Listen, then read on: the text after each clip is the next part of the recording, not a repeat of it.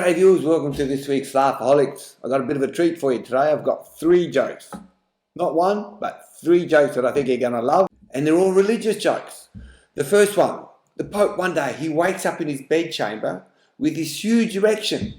He immediately calls for his personal physician and he says to the guy, he says, "Doctor, I don't understand. I've been celibate for over 30 years. This hasn't happened to me for all this time. What the hell is going on?" And his physician calms him down and says, "It's all right, this thing happens to all men. It's even going to happen to you occasionally." And the Pope says, "Well, this can't be because I'm conducting a mass soon. I can't go there with something like this. You got to have to do something."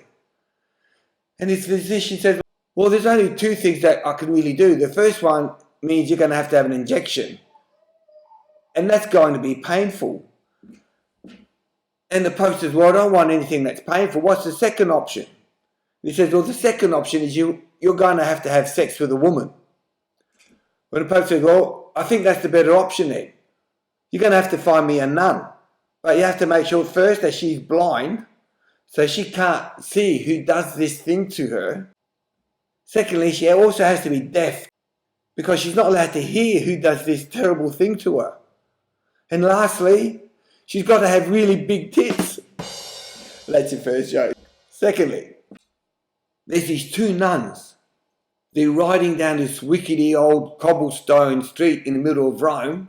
When the younger nun sort of sidles up to the older nun, she says, "I've never come this way before."